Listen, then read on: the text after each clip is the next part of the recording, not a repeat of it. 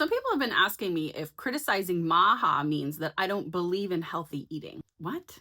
Of course I believe in healthy eating. I believe in things that can be supported by facts, science, and research. Yes, obviously, I believe healthy eating matters. Obviously, I believe exercise matters.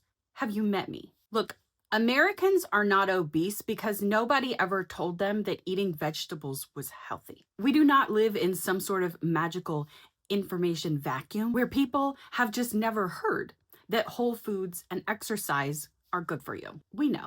We've known for decades, just like the rest of the world. The problem is not a shortage of nutritional facts. The problem is that millions of Americans are overworked, underpaid, stressed out, sleep deprived, uninsured, living in food deserts, working multiple jobs. Relying on what is known as income stacking has become a growing trend.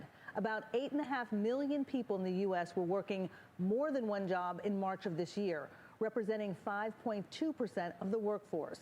Now, in recent months, this trend has returned to pre-pandemic levels. The percentage of the workforce having multiple jobs had plummeted during COVID. About 2/3, or 64% of Gen Z workers ages 14 to 29 that were surveyed last year cited having multiple ways of earning as essential for achieving financial security. Raising children, drowning in medical debt, and trying to survive in a system where the cheapest and worst options are often the most accessible and the most affordable. And Maha is over here acting like they've cracked the code because they just learned that dyes exist. Cool.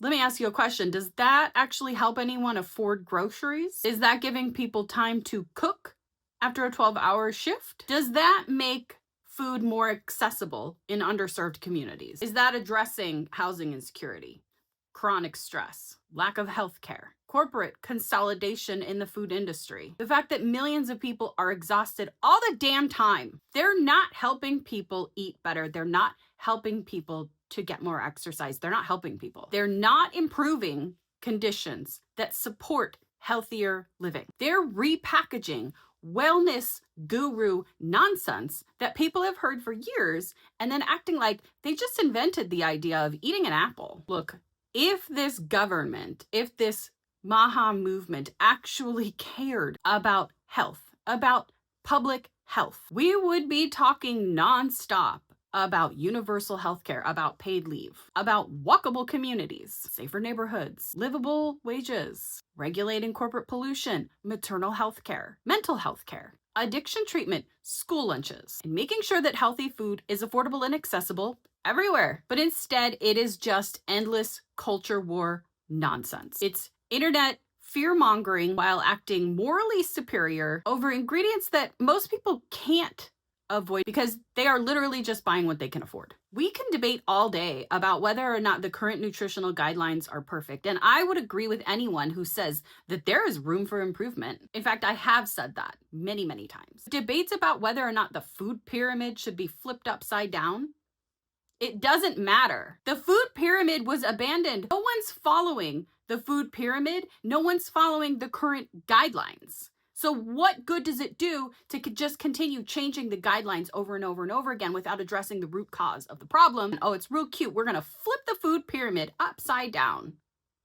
That does nothing to address the fact that the people who couldn't afford healthier food before you flipped it upside down still can't. And in fact, even more so now is it difficult to purchase whole foods than it used to be before this administration came into office. Flipping the food pyramid upside down did not magically make food more affordable. It did not make healthy food more accessible. It did not make communities safer. It did not create more walkable neighborhoods.